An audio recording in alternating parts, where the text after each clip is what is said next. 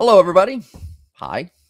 Welcome into another edition, episode 110 of the Lab Epstein Hitting Podcast Mechanical Breakdown Series. Today, volume 35, gold edition number 2.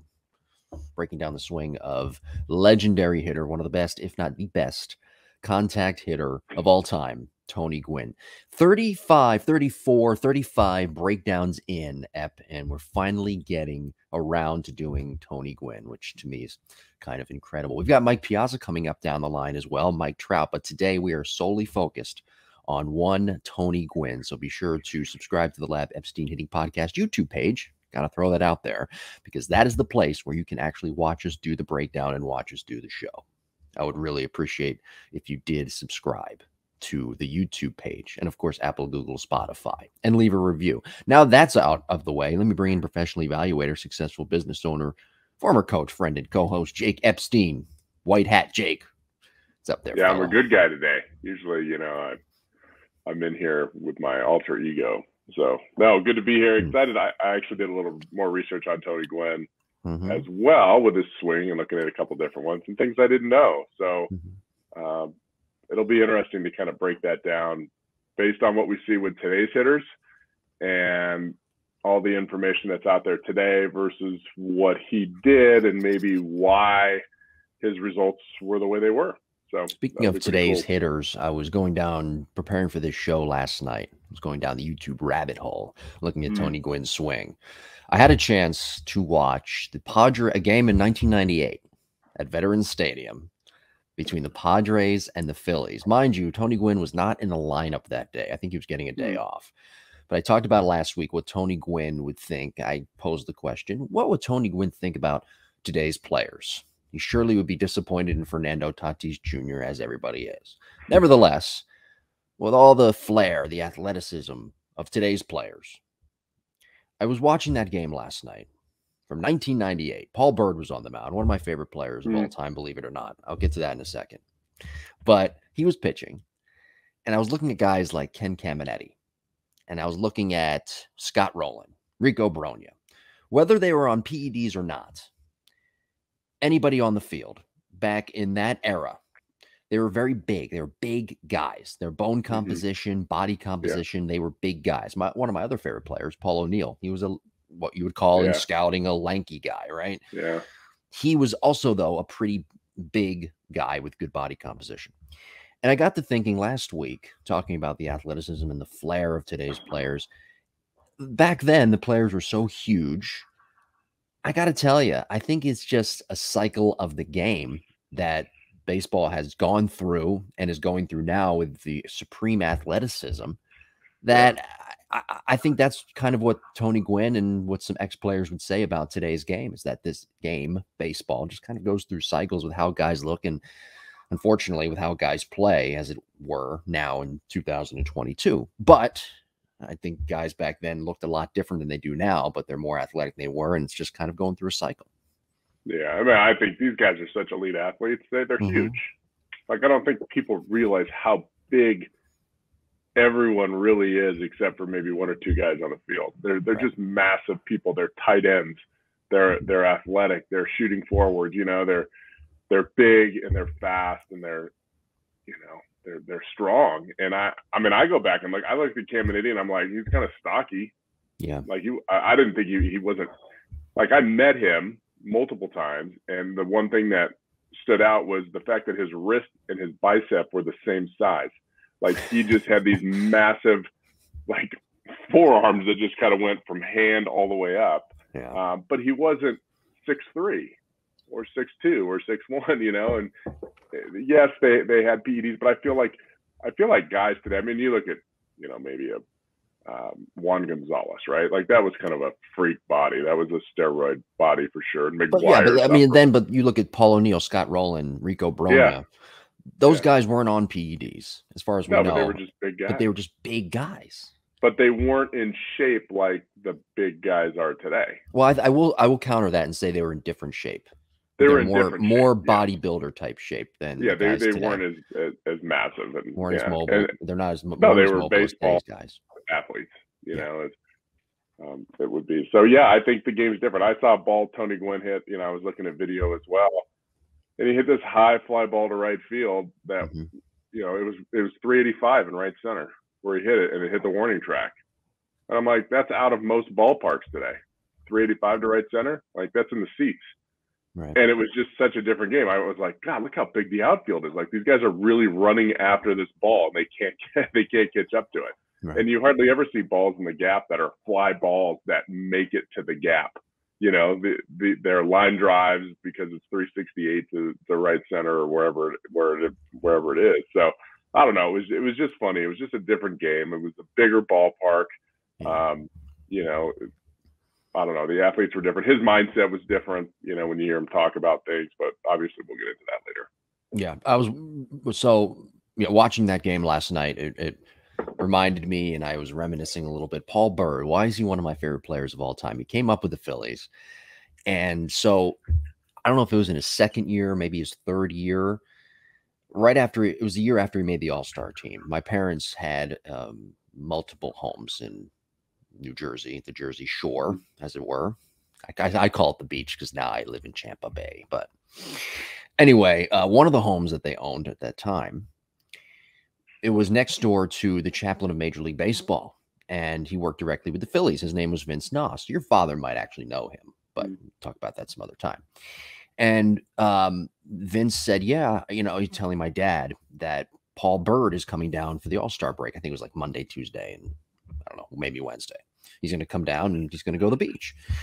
And so one day I get it, but he told my dad, don't tell Jim because you're Jimmy, as it were, because I don't want to get his hopes up. And so anyway, fast forward to, I forget what day it was, but we get a knock on the door and it's Vince. And he says, is Jimmy home? I want to introduce him to somebody. Jimmy being me, of course. And because my father's name is Jim, for those who don't know. Mm-hmm. And I got introduced to Paul Byrd, and he was like the nicest guy ever. He was really cool. That's cool. Very, very cool. I know he was close with Vince, and they talked a lot about life and religion and God, kind of like what we do on a daily basis, just without the life, religion, and God part. And so anyway, they were talking, and we got to talking, Paul and I, and it was like a three-way conversation. And it was really great. And from there on, Paul Byrd was one of my favorite players of all time. Rico Brogna was also another favorite of mine, first baseman for the Phillies, later the Diamondbacks. You remember Rico Brogna. Yeah. I met him as a scout 5 years ago when he was scouting for the Angels. Yes. Huh. And I told him he was one of my favorite players. Paul O'Neill was my other favorite player. I had three favorite players of baseball, but I have a bone to pick with Paul O'Neill. We've got a beef because I sent him a baseball card and a letter when I was a kid, hoping to get it signed, and I didn't get it signed, nor did I get the card returned. So I would, Paul, I'd like that card back. Okay, thank you very much. And when I see him in spring training sometime, one day we're going to run into each other. I'm going to remind him of this story. In fact, maybe I'll remind his broadcast partner, Michael Kay. Because I've seen Michael Kay numerous times. But yes, I have three favorite baseball players growing up, and one from other sports. Troy Aikman is my favorite football player. Tracy McGrady, favorite basketball player. Mark Messier, favorite hockey player. Nevertheless, though, that was my Paul Byrd story. And even Paul Byrd, by the way, was very big. Even though he wasn't a big guy in stature, he was a pretty big guy. I remember meeting him back then, and my father even said it to me. He's like, you better keep drinking your milk because you look how big Paul Byrd is. If you want to play baseball, you got to be big like that. He'd said that in his New York accent. I like your dad's impersonation there. That was really very good. That was good. So anyway, I just was watching that last night. And see, this is why people have to subscribe to the YouTube page, because we laugh at each other and chuckle, but you can't really hear it on the audio side. And you can see the disgust in our facial expressions. You can see all of our facial expressions and our laughs and our smiles. Yeah, no, I get it. Like my favorite player was Jose Canseco because I met him, and he was the coolest dude for me ever. He took pictures of me and my buddies out on the field. And I was like, this is the greatest guy in the world. And then, I see pictures, things that he does now, and I just shake my head. But can I tell you those experiences you have with people, they stick. Could I tell you that when I met Rico Brogna, that was that moment, it made my week. I remember the exact ballpark I was in when I met him, and he was scouting for the Angels. He had a question for me about some roster thing. And I had to inform him. And I introduced myself, and I didn't know who he was because I didn't remember what he looked like. And he said, "Hey, how you doing? I'm Rico." I said, "Wait a minute, Rico Bronya." He goes, "Yeah." And I go, "Oh my God. Okay. Sit down. We got some things to talk about. Come on, cool. We got to talk." So then we talked for like a half hour. Yeah. Favorite player, one of my favorite players growing up. He's a good first baseman too. Yeah. I got to ask you a question. So I was thinking about Patrick Corbin over the week, and I was watching his last start against the Phillies, and he was basically throwing batting practice. I feel bad for the kid, and I thought about you. Now, for people who don't know, I lived in the DMV area for 2 years, and so I got a lot of opportunity to watch the Nationals when they were really, really good. I mean, they had like the Z-Man, right? Ryan Zimmerman, Bryce Harper, Jason Worth, Jay Worth, as it were, as they called him in DC. Mm-hmm. And Max, of course, Scherzer, Strasburg, mm-hmm. And I remember, I became kind of a pseudo Nats fan because that's all people talked about in DC, along with the Capitals. By the way, Washington, DC, sports town. It's a hockey town, just to clarify with everybody. People don't know that. But, Grant and Danny on 106.7 The Fan, they'd always talk about, the Nationals every day, right? And I was rooting for him in 2019 to win the World Series. And a big cog in that World Series, in that rotation, was Patrick Corbin. He did really, really well, right? He came in relief. He was starting. All of a sudden, here we are, 2022, and he can't pitch. He just can't throw anymore. I don't understand why. I'm trying to figure it out. And he's working with his pitching coach. But it got me thinking. I thought of you, and I said, okay, this guy mentally just doesn't have it right now. I mean, and if he does, then, I mean, he's sort of sociopathic because he can't have this stretch of 2 years where he's struggling constantly and still have the same confidence that he did in 2019. I got to thinking, well, I wonder what Epp would say about a hitter when they're struggling this bad. And I mean, when you're struggling that bad as a hitter, it's even worse because this is a game of failure when it comes to hitting. What would you tell a guy if he was struggling like, maybe not the length of Corbin, but struggling like a Corbin on the hitting side to try to get that person, whether it be male or female, baseball, softball, back on track? Well, I think of Hayward, when he went to, I mean, this guy was so good for he came up with Atlanta, right? And then just, I mean, talk about a career that just nosedived, like this guy was on top of the world. Was he just hot for that many years? Or did something, the game caught up to him? I guess that's probably the best way to say it. And he tried everything. I mean, he had one of the worst mechanical swings maybe in Major League Baseball. So I think what happened was his ability ran out. Like, he was pretty good for a decent amount of time with that swing. And then, like I said, the pitchers figured it out. The game caught up to him, and he couldn't. His timing window was so small. It was a very, very unique swing. That would be an interesting swing breakdown. But I remember doing it for actually a couple of teams that were interested in signing him from Atlanta, and pretty much my report was I wouldn't touch him with your hands. I wouldn't even be in the same room, signing somebody with those kind of mechanical issues. So, but super athletic guy, plays great defense and so on and so forth. But with Corbin, it's likely mental. He probably gets the ball in his hand and it just doesn't feel like the ball. It just, that mound does not feel like a safe place. He's thinking about every single pitch, and he's probably thinking about his release point, and he's thinking about his rhythm. So, you can go to mechanics, but mechanics at that age aren't really going to change that much. You might be able to change your delivery, but how you release the ball is going to be very difficult as a hitter. How you launch the extension. I remember Hayward tried to do it. He tried to build in rhythm, because he was a very late stepper, which we might see with Tony Gwynn, but he was a very late strider. He almost would stride and swing at the same time. And so he tried to build some rhythm and stand up a little bit and be more fluid. And it kind of looked good in the off season, and he tried it in spring training, and then boom, he went straight back to, what he was comfortable with. And, Burns, if he's trying to make a mechanical adjustment, that's very, very difficult, at the point of his career. But yes, what would I do? Try to get to a safe space and build confidence. I'd probably throw him out of the bullpen, long relief guy, something like that. What would you do with a hitter, though, in that situation? What would I do with a hitter? It would be kind of similar. I'd bump them down in the lineup. I'd maybe give them some rehab starts, send them down a little bit, get some confidence, feel good, come up, put them in good situations, maybe not against number 1 and number 2 starters. Maybe removing him before they get to, a nasty matchup. give him maybe one or two at bats against some lambs, if you will, when they're hitting, just to try to get your feet wet and get your confidence up, and then continue to build on that. But it would be a conversation process. It would be, what are we thinking about here? I'm sure he's seen sports psychologists. I'm sure he's gone through every single coach, that has that kind of mindset in the organization to help him. And as a hitter, you would just kind of go through that same thing. And then if it doesn't work, you're like, you know what? You made a few $1 million. Go enjoy your life. Enjoy your kids. You don't have to prove yourself anymore. You got a ring.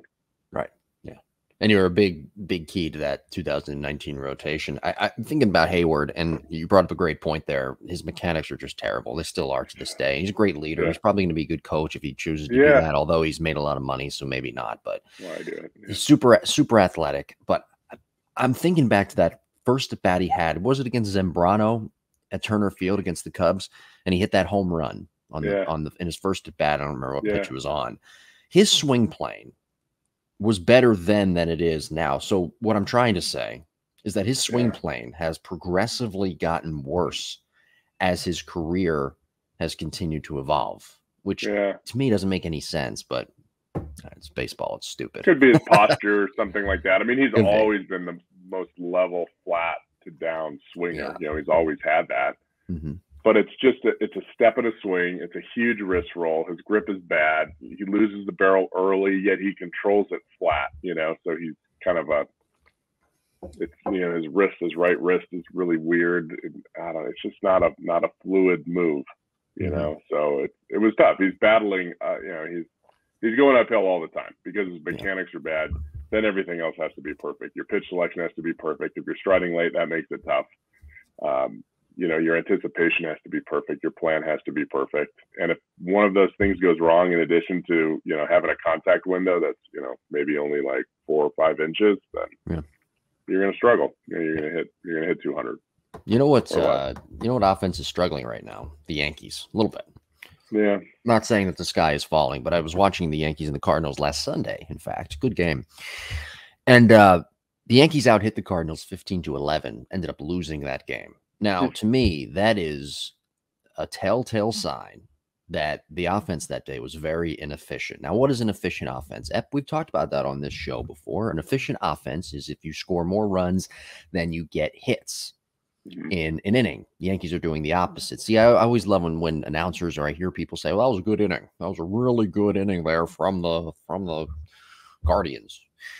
They ended up scoring 3 runs, the Guardians, using this as an example. 3 runs on 6 hits. That's not an efficient offense to me. That's a bunch of hits strung together. You scored 3 runs, but I'd rather you score 3 runs on 3 hits, mix in a couple of walks, because if you do that, you're mixing in walks, you're maybe getting hit by a pitch, you're hitting for extra bases, you're seeing more pitches. That's an efficient offense, and I think over time, that is what separates the best offenses in the postseason teams offensively than the teams that, quite frankly, aren't going to make the postseason. That's, to me, what an efficient offense is, and I think that's part of the problem right now with the Yankees. I saw it last Sunday. They out hit the Cardinals 15-11, and they ended up losing.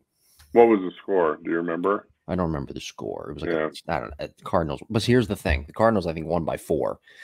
Why'd they win by 4? Because Nolan Arenado hit a 3-run home run late. Efficient inning. That's where efficient innings lead to. Yeah. Gives you that insurance. Yeah, no. I mean, that's, guys, I mean, that's not a Yankees inning, right? I mean, they hit the ball so hard and the ballparks are so small that if you hit a hard ball, it's typically a double, or it's going to go over the fence. So, I don't know. I didn't break down the box score. Maybe they beat the shift on a couple. Not really thinking that happened. A couple scratched a couple in. Definitely not hitting with runners in scoring position. But you're right. It's like being diversified in your retirement portfolio, getting on base without having to get a hit all the time, because you're not going to get 10 hits a game. You got to find a way to win a game with 5 hits. How can we do that?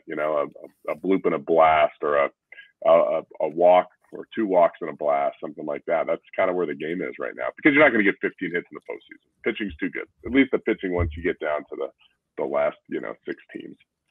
Right. Cardinals are a team to be reckoned with. I know there's one team out there that if they were to get in to the postseason, this team, and they were to be that team that what's the rule now, where the last seeded team has to go on the road for 3 games or go on the road for the best of 3. There's one team that I see that could actually beat that. I'm not going to name that team right now. Maybe never. Good comment, then, Jim. I'm going to give everybody.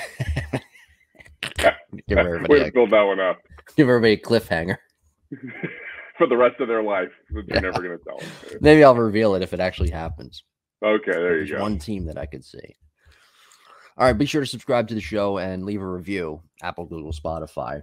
Plenty of material that we've done today that you could leave a review on, like my stupid stories. But leave a review and subscribe to the YouTube page. You got to go to the YouTube page, people. Like, seriously. The Lab Epstein content. The content on there with the voiceovers is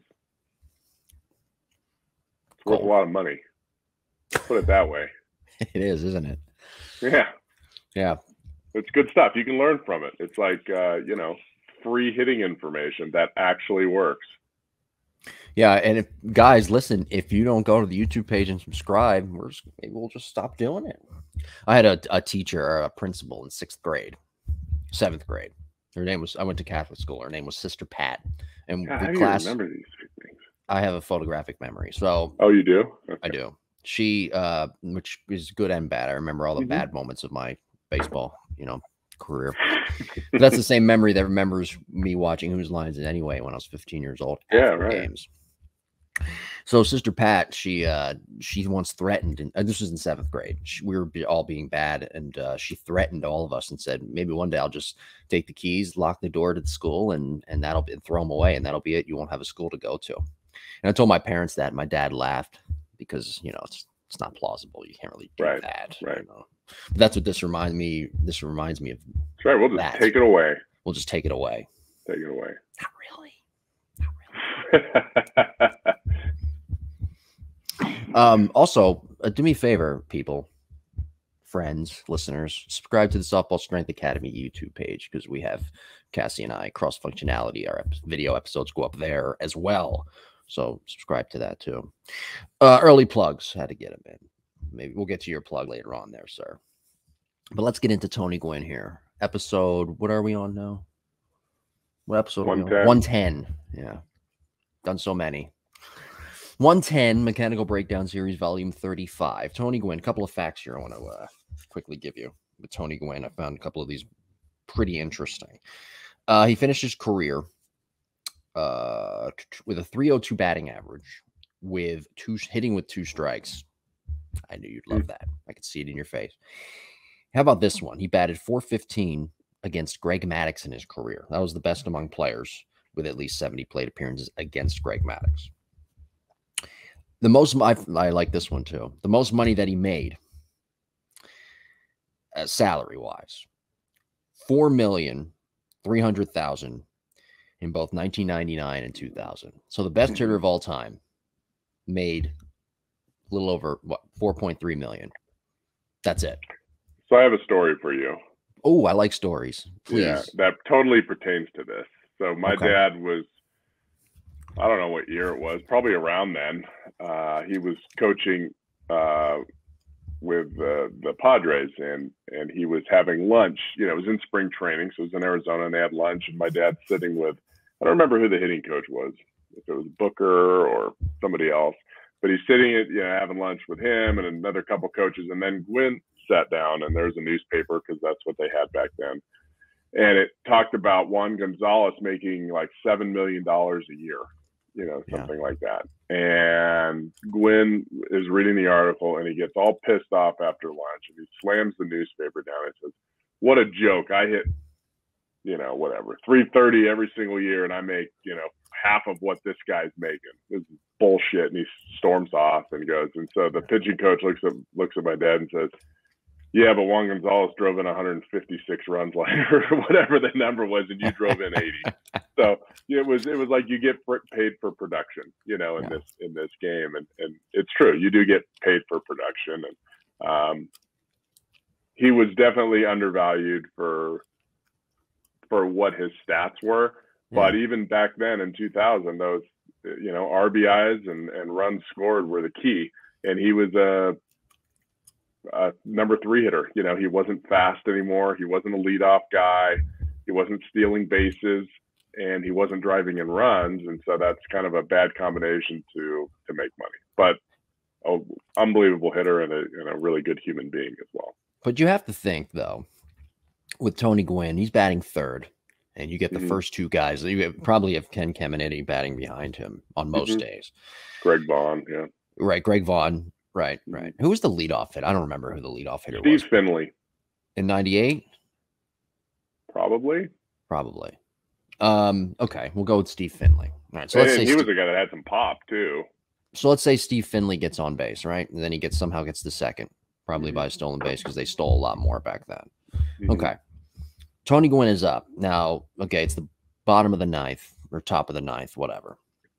Padres tie game, or the Padres are down by 1. I don't buy into the analytical crowd when they say that Tony Gwynn really wasn't that productive of a player and didn't really make much of an impact because he hit a lot of singles. A single gets home in that scenario, gets home Steve Finley, and the game is tied or the Padres go out in front. So Tony Gwynn was always that threat. He comes up with runners on first and second, batting in the number 3 spot. You're saying, oh, shit. We might as well just intentionally walk this guy because he's probably, he was such a great hitter that he's probably going to get a hit. But that probably between the 250 and a 350 hitter is only 1 time out of 10. One more time out of 10, he's deadly with a base hit. Right. Now the numbers don't lie. I get what you're saying, but 70 to 80 RBIs is still 70 to 80 RBIs in the 3 spot, and that doesn't really cut it ever. It does. Like even back then, that didn't cut it. That's fair. Okay. If he was a number 2 hitter, granted, but he didn't want to hit second.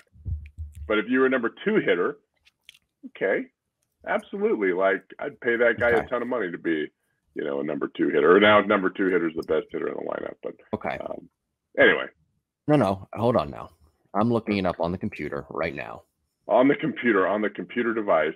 On this device that I'm actually recording on as well, which is kind of cool. It's kind of creepy because I'm looking into the camera and I know it's recording and I know I'm talking to people, but at the same time I'm going on Baseball Reference. Okay. Right.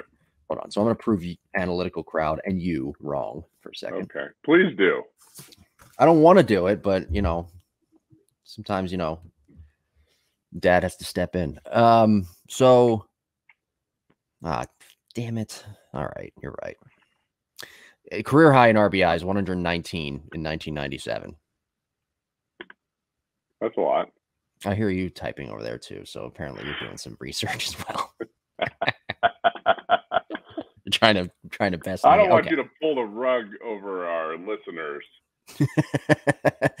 Okay, so I'm looking at his numbers here quickly. I thought I did all the preparation I could for this show, and apparently not. I'm looking at all the numbers. I'm trying to come up with something here. It's like grasping at straws. Okay, fine. All right. I get what you're saying. You're right. You're exactly right. I guess, there is a video out there though, you can stop looking now. I see what you're doing. You've proven me wrong. You don't have to. Don't get me wrong. He had some really big, good years, but there's a video out there. It came out around 1994, I think. There's a 3-way conversation between Bob Costas, Tony Gwynn, and Ted Williams, right? They were talking about hitting. You've probably seen it before. And Ted Williams guaranteed if Tony Gwynn crowded the play a little more and did a little more guessing, because Tony Gwynn admitted in this video that he didn't really guess all that much. Yeah. They just throw him fastballs. Well, Tony Gwynn. What do? Hit it single in the 5-6 hole? What do you think Greg Maddox like, I'm not wasting any pitches. I'm going to throw a ball 3 inches off the plate on the outside corner. It'll be called a strike, or Tony's going to hit it into left field for a base hit. Now, let me ask you a question. What if our guy, by the way, we've nailed it on him. We absolutely nailed, both of us. We nailed this player, his talent. Sal Frelick. What if he turns out to be like the next Tony Gwynn? You're going to be, me certainly, but you're going to be out in the street dancing like you just won the World Series because you were right about him. What if he turns out you're making fun of Tony Gwynn for hitting it through the 5-6 hole and going 3 for 4 because there wouldn't be night. a 5. You can't do that anymore with shifts. Wrong. Like, the shift is going away. but you can still move more, right? I mean, a shortstop can still plug that hole. Move. There's no such thing as move more. What does that mean? You can still shift. You just have a perimeter now. You can't be in shallow right field, but you could still. I mean, that's what with Tony. If they had to shift, it would have killed him because he wasn't a rollover guy to second base very often, right? They would have like a right-handed pull hitter shift on him. Do you not like Tony Gwynn or something? No, I do. I like him as a human. I think, and I grew up in San Diego, and so Tony Gwynn was everything, and whatever Tony wanted, he got. That's why he hit third for the Padres, and they never got anybody else to help. Yeah. Fine. I got it. Okay, I figured it out. Okay. I do like Kevin Brown a lot, though. You do like Kevin Brown, the pitcher? Yeah, Kevin Brown, the pitcher. Yeah, he said, "Hey, San Diego, get on my back. I'll take you to the promised land." He also said, was it? Oh, no, it wasn't him. It was Carl Pavano. I think it was Carl Pavano, where he said, "I'm not doing something for this organization," when he was with the Yankees. And Joe Torre looked at him and said, "Then what organization would you do it for?" Might have been Carl Pavano, might have been Kevin Brown. I don't know. Both of them were really bad with the Yankees. My dad's a Yankees fan, for those who don't know. So yeah, it's not he was not a fan of Kevin Brown. No, it was the same thing. Wherever I live, the team is based on mediocrity. You know, like Colorado, it's like, let's finish somewhere around 500. The fans will come out. San Diego wanted it so bad. And you always have the Avalanche. Never did. Hey, Anthony Cirelli days until opening day, opening puck drop. Really? Cirelli wears number 71. Yeah. Right. But no, I really like Tony Gwynn. He's Mr. Padre, you know, and we just. All right, well, let me ask you this: we weren't very good. But you're saying he used to get whatever he wants. Okay, I mean, well, he should. Let me pull up his one more time here. When he hit 370 in 1987, and then I don't know 394 and 94, I guess you get a little leeway. Okay, fair enough though. Where if you were the GM and you were the manager, you're so mad at me right now. You're so stone-faced.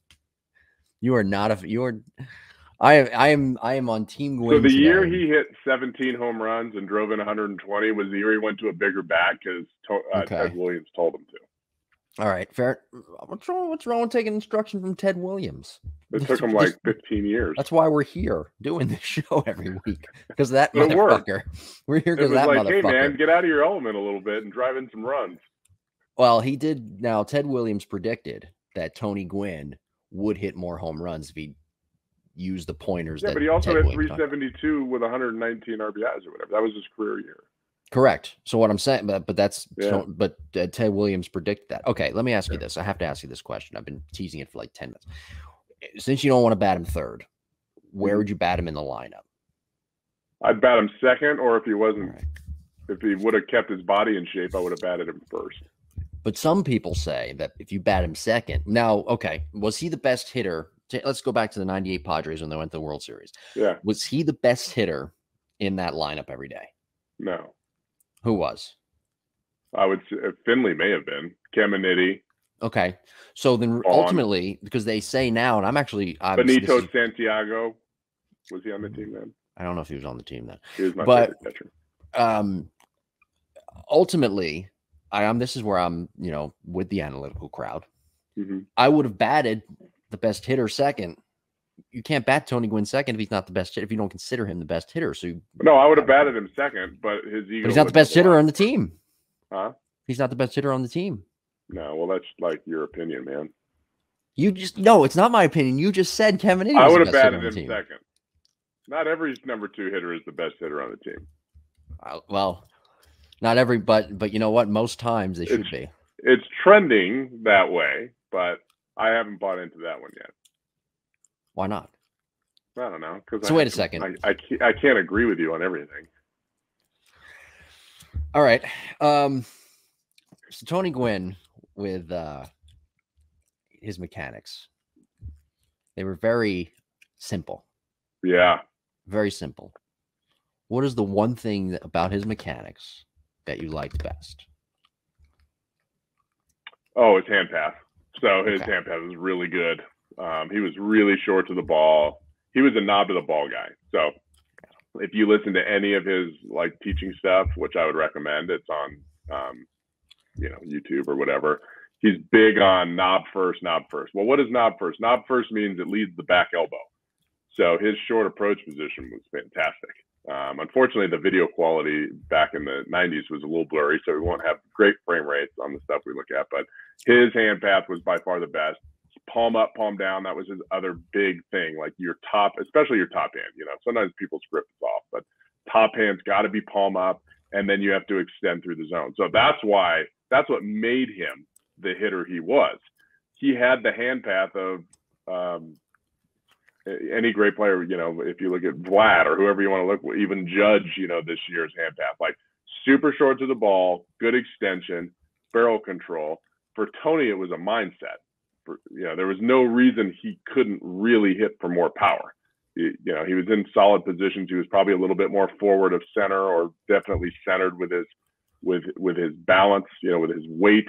And we'll see he lifted through the swing. Well, if you lift through the swing, you're always going to hit more the top of the ball than the bottom of the ball. Versus the guy that sinks through the swing would be like I remember the first person I noticed that was Jason Giambi. His head would drop a ton during the swing, not during the stride, which most people do, but during the swing, he would drop. So for me, I'm like, I got Jason Giambi on my team. If I need a sac fly, this was late in his career when he was with the Rockies. He was kind of a pinch hitter because they didn't have a DH then, and he played first once in a while, but it was like, dude, anytime I need a fly ball, this is the guy. He's not going to hit a ground ball. He does not have a ground ball swing because he's always below the center because he would drop so much. So, I don't know what we were talking about, but hand path, Tony Gwynn, by far his greatest attribute as a hitter. Okay. That's what made him so great. That's what makes everybody great. If you want to hit for a high average, you have to have a good hand path. If you want to hit for power, there's other things you can add to your swing to get the ball in the air more. But it all starts with hitting the barrel. You still got to hit the barrel. And he wasn't a huge guy. Right. So he couldn't cheat and just rely on, he wasn't Stanton who could just hit a ball really hard and wherever it went, it was going to be a hit. Like he had to barrel it. There was, a big sense of importance on finding the barrel and using the other way because he wasn't going to be able to muscle the ball anywhere. Before we get to the mechanical breakdown, I want to ask you about another video that's out there. He was talking, Tony Gwynn was, when he was the head coach at San Diego State University. Mm-hmm. He was talking to a bunch of campers about hitting, and he was saying a lot of things that some coaches would say, whatever, amateur coaches would say and talk about, with the chicken wing and mm-hmm. I don't know what the other thing, keeping the weight back when striding. And he was just talking about a lot of simple things. But those weren't the things that he used to do at the plate. In fact, we're going to see it here in a moment. He did none of that. Why was he? Let's clear that up. Why was he? And ex-players seem to do this a lot. Why was he telling those kids, in your opinion, to do those type of mechanics and hit one way, yet he was doing something that was completely opposite? Now, mind you, that he could use the defense of, well, it's because what I did was too complicated for those kids at that age. But really, and we're going to see it here in a moment, his mechanics weren't really all that complicated at all. No. So number one, Tony was very simple when it wasn't just talking to kids like that. He would talk to the minor leaguers about hitting, during during spring training. He would go down to minor league camp and talk to them about hitting. And he always said the same thing: be balanced in the stride, have a very short, simple balance. Mm-hmm. Make sure the knob goes first and be palm up, palm down at contact. That's all he said. So that's what he thought about. He was arguably, the best average hitter in the history of the game, right? I mean, you got Rod Carew. I'm trying to think. I have a bat from Rod Carew, who swung a huge bat, by the way. It's like a 35. Ty Cobb, to your point. Ty Cobb. I mean, Rose. So, this guy could hit. You put a broomstick in his hand, he's going to find the center of something, a marble. Okay? Like, he could hit. He had amazing eye-hand coordination, bat-to-ball stroke, whatever. But that's what he thought about. How great is that to be a player? He's not making it up. Oh, Johnny, only 10. I think I should just tell me things. That's what he told everyone because that's what he thought about. He grabbed a bat in his hand. He's like, I'm going to take my knob first before the barrel, and I'm going to be palm up, palm down at contact. Boom. That's what I think about. I just hit 350. But he never kept his weight back. That was never He never did No, that. he was very centered. No, So I don't know why he would tell people that. That's my thing. I mean, yeah.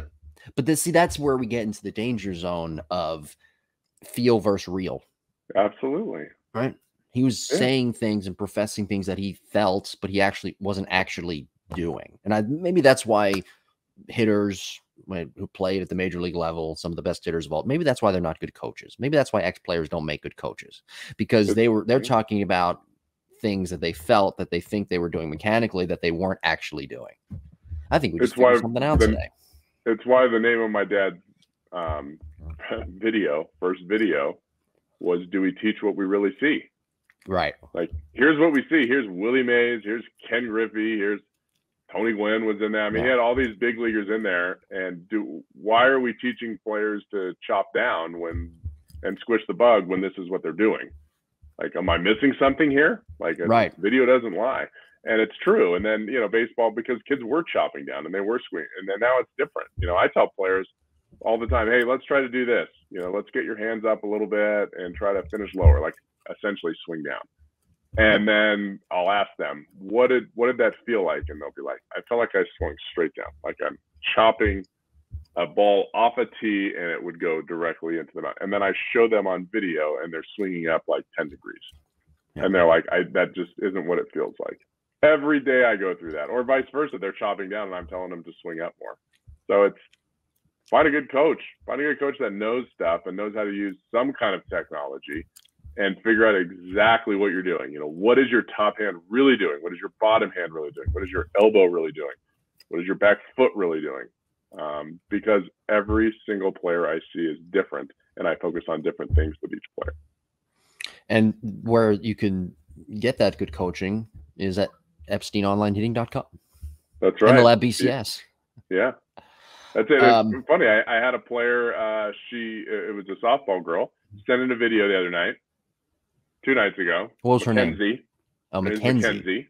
Mackenzie. And it was the first video, right? They just signed up and, hey, here's the video. And I'm like, actually, it was the second. They sent one in and then. Did they listen to the podcast more importantly? Yeah. So they send it in. And then I say, after you send in your first video, I'm like, look, in 2 or 3 days, I want you to send me a video doing your drills. I want to make sure you're not taking 500 incorrect drill swings, right? So very important. So a couple days later, they send me some drills. And I'm like, God, that landscape looks familiar. Like the way the grass is. It looked like there were some mountains in the background. It was at a school that looked.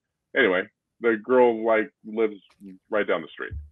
Had no idea I gave lessons here. I lived in Colorado. Okay. Wow. So you never know. I don't know where that came from. What were we talking about? I was doing a plug. For you. So you never know who your neighbor's going to be. I guess that's the best way to put it. Could be Jim. But that's a little creepy. My parents' neighbor in Tampa, though. My parents' neighbor in Tampa right now is Alex Faedo's parents. For those who don't know Alex Faedo, he's a right-handed pitcher for the Tigers. For my Florida listeners, Faedo Friday, #Faedo Friday. You might remember that. He would start for Florida for the Gators on Friday. Okay, that's where I know the name from more. When I went over to their house, I was walking with my mom and I ran into the Faedo parents, and I was playing with their dog for a little bit. You're such a nice son, Jim. Labradoodle. Yeah, you're a Labradoodle kind of guy. I'm a golden doodle kind of guy. I know you are. Yeah. All right. The best kind of doodle there is. Oh, I very much agree. Yeah. All right, let's get into the mechanical breakdown. Again, subscribe to the show, the Lab Epstein Hitting Podcast YouTube page. Great content breaking down the swing today. Mechanical Breakdown Series, Volume 35. Tony Gwynn, Episode 110. You can start I got to grab the phone, which is laying behind me, and I'll let you just get started. And I'll catch up. I'll follow along. Rock and roll. As we go. Make sure you visit the YouTube page so you can actually see it. What's the YouTube page? I say it every week. The Lab Epstein Hitting Podcast on YouTube. Very good. All right. Good. Very good. Now we're catching on. 110 episodes in. Very good. Got it. Okay. Rock and roll. Here's Tony Gwynn. This is cool. This is we're going to look at a front view and we're going to look at a rear view. So again, I learned things here with Tony that I didn't know. Number one, let's check his timing. Nobody in Major League Baseball, well, that's probably a very small percentage, maybe 1 or 2 guys stride this late. When does he start moving? He really doesn't lift his front foot until, boom, the ball is way back here. I mean, his heel's barely off the ground. The pitcher has his arm back and it's just starting to come forward. Most people do this with their front foot nowadays when the pitcher breaks his hands right here. Okay, so that's pretty amazing, actually, how late he is, because he's hitching his hands down when the ball's released. Okay, see that little hitch, kind of Barry Bonds look, actually. His hands go down. I will also tell you that guys throw, probably on average 8 to 10 miles an hour harder nowadays than they did then. Maybe that's why he could get away with it. Okay, just trying to find it. But one of the things we look at is how hunched over he is. Okay, so he's and we don't see that anymore, do we? We don't see a big hunch. We see guys that are straight up and then get into this spine posture later on. Let's see if I can put a number on that. I don't know if I can, but we're going to try just for fun. So I'm going to go from his spine here. So whatever, 41 degrees from horizontal. Okay, that's where he starts. 40 degrees will make it even easier. Then as he swings, so he starts at 40, sorry. Starts at 40, then we're going to take him to heel plant. Okay, he's still at 40 at heel plant.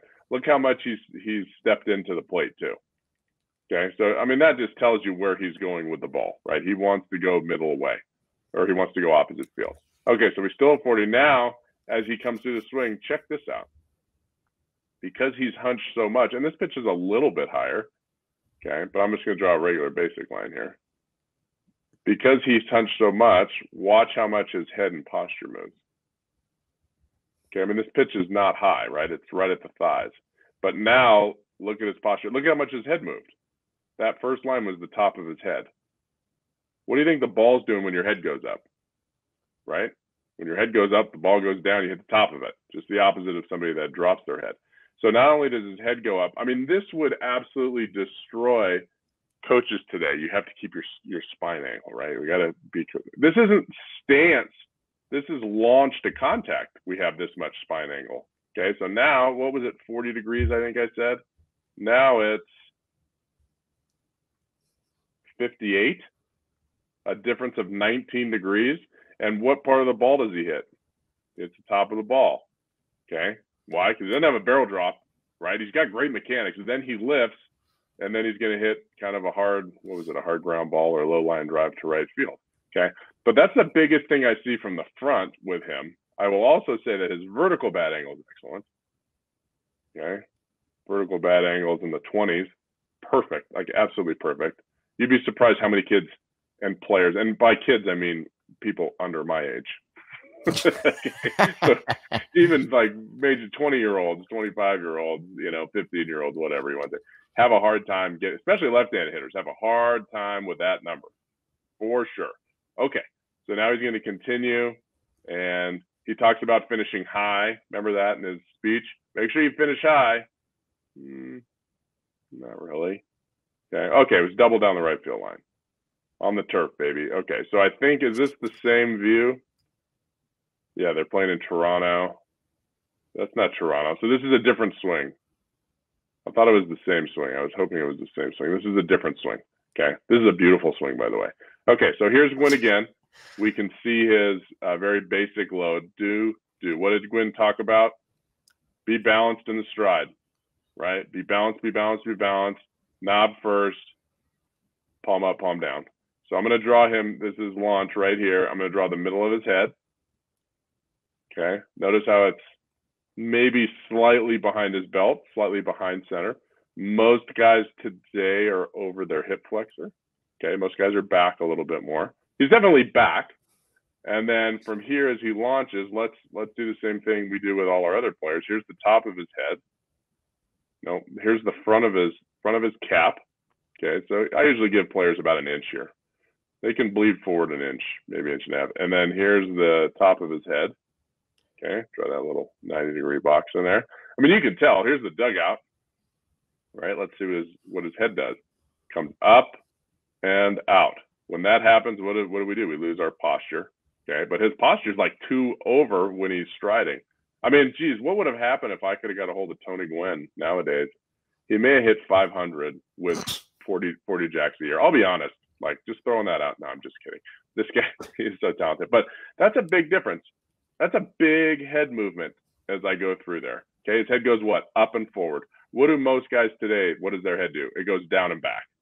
Okay, like it's very different. All right, now from here, his hands are in a perfect position, right? His top hand is equal to like the middle of his ear. His front shoulder is in. Not a lot of hip separation, right? Like his chest is back here, so not a ton of torque, but he's got torque, right? His hips are definitely more open.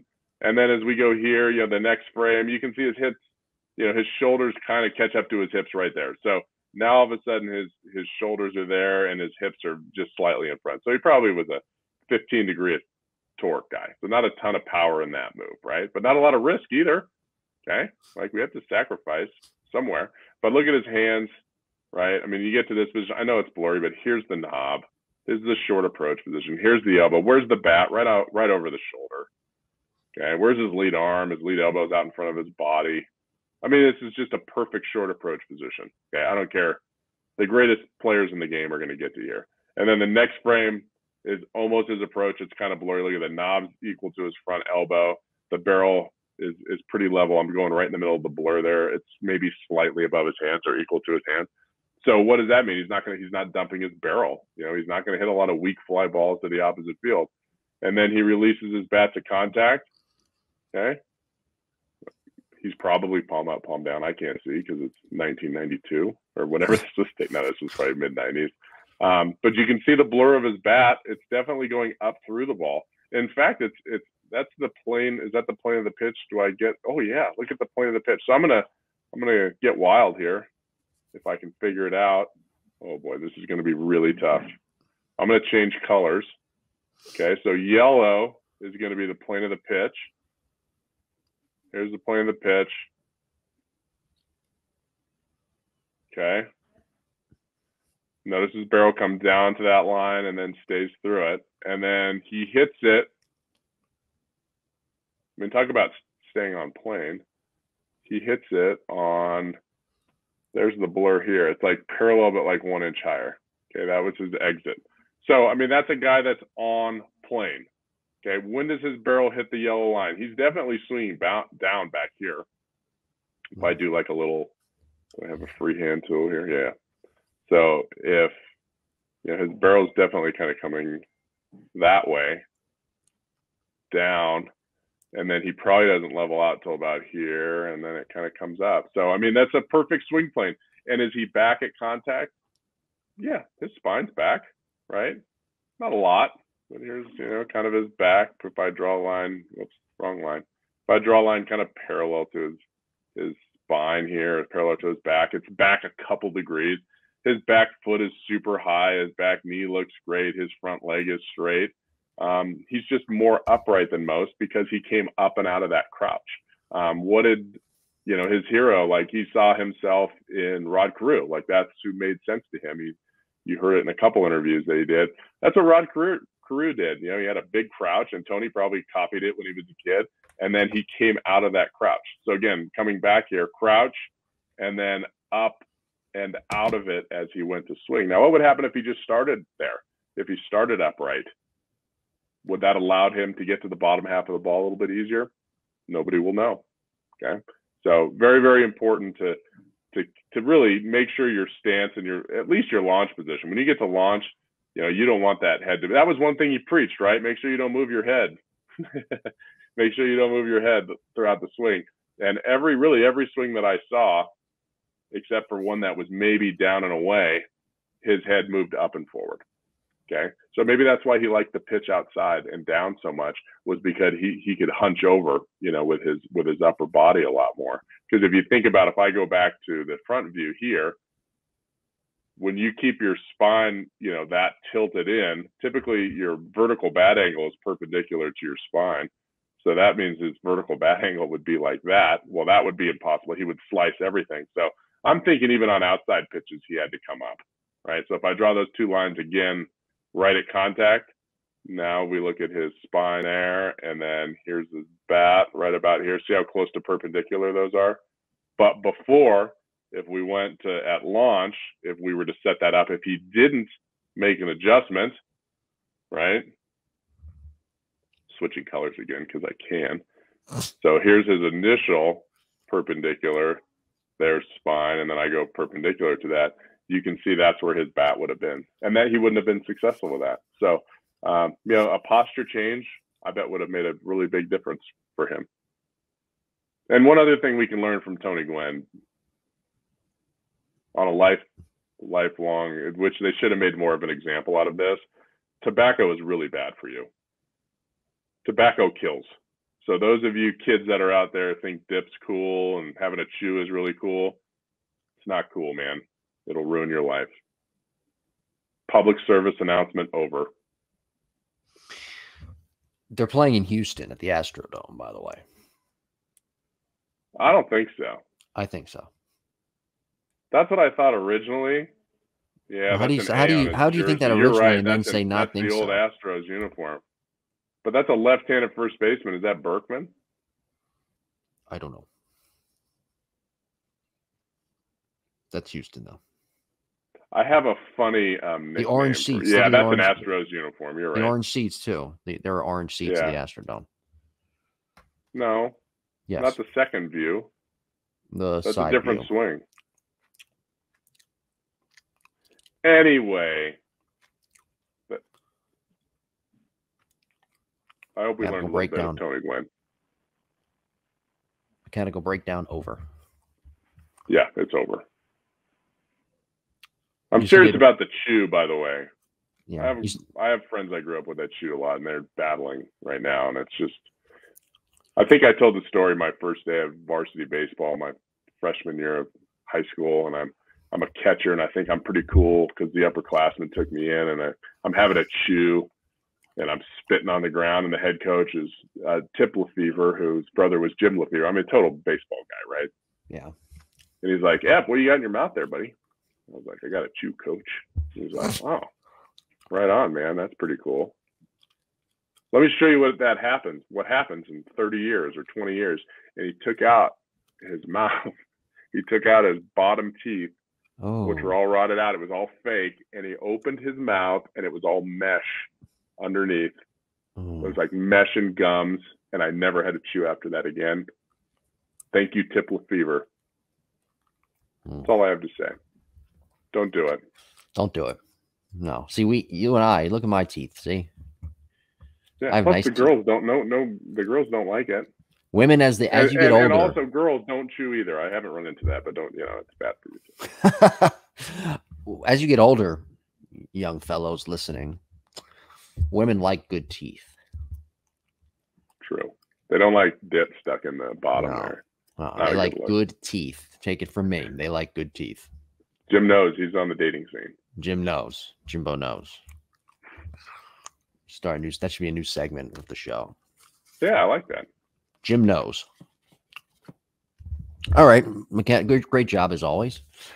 Mechanical Breakdown Series, Volume 35. Check it out on the YouTube page, the Lab Epstein Hitting Podcast YouTube page. Please do. It's a lot of money content worth there. Mm-hmm. Got what I said. Heard what I said. There's a lot of value in that free YouTube link. Yeah. All right. As you were doing that mechanical breakdown, by the way, I got an email. Excuse me. See, smoking also, coughing. I've never smoked in my life, but lungs, tobacco, more tobacco. Mm-hmm. But as you were doing that breakdown, I got an email from a notification from the YouTube from Marlboro and Copenhagen from the YouTube scholarship from the YouTube page saying that we just picked up another subscriber. How about that? So slowly but surely we're building. Now I don't understand it because we have a great listener base on the audio side. I don't understand it. It's easier. The audio is easier to listen to, but if you really want to learn, and you want to watch us something new about your swing that could help, the visual is really important. And why wouldn't you want to watch us do the show anyway? Yeah. Facial expressions. Yes, the best. Next week, this is a perfect segue, this week's episode. Tony Gwynn, one of the greatest contact hitters of all time. Perfect segue into next week. Contact, but you're not hitting for power. Why is that? What the heck's going on? Oh my God. What's the... can't figure it out. No. We'll talk about it next week. next week episode. One of my favorite quotes is from like 10 to 12-year-olds when I start working with them, and they're big bat draggers and hand flippers, which when you flip your wrist, like that creates some energy. So yeah. I get them squaring up balls, right? Like we work and do the contact drill and work palm up, palm down, like Tony said, and short to it, long through it kind of stuff, right? And then like 2 months later, it's like, oh, little Johnny he's like getting 2 hits a game. He's squaring everything up, like, but he's not hitting any doubles. Like he's just hitting singles. What is he hitting? He's hitting like 700. Okay, well, he weighs 72 pounds. Let's give it time. And then they get a little older, and it's like, now they're 13 or 14. God, he hits balls so hard, but they're righted outfielders. Like, they don't fall in, and then he can't get it over their head. Oh, because he's 110 pounds now. Like, it's just a process, people. Like, squaring up the ball on a 10 to 25-degree trajectory, you're going to be just fine. Now you just got to consume 5,000 calories a day and hit the gym. And you're going to be awesome. Well, that's next week because Ep's going into, which is great. You're going into the topic of next week, and you're taking the material away from next week. Okay. So we just skip next week. We'll see you guys in 2 weeks. We need to save some of that. Okay. Sorry, next week. Just edit that out. Edit it out. I'm not editing it out. That's too much work. I'm not editing that out. But I'm just saying we got to pump the brakes. Okay. Next week, contact, but no power. Okay. I don't know what you're shushing me for. I'm the one telling you. Myself. It's myself. Yeah, you gotta done. No more. You have to listen to next week's show if you want information.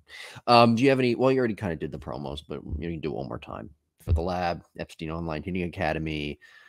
What else you got going on there? Get drafted by the Brewers so I can see your swing. Any of those things, you'll get to hang out with me. Are the Brewers going to make the postseason? By the way. Man, the Cardinals are hot, and the wild card doesn't look great. So they're 2 back as we speak today. What's that? They're 2 back as we speak today. Yeah, no, they're due to get hot. They're due to get hot. Are you sure? And okay.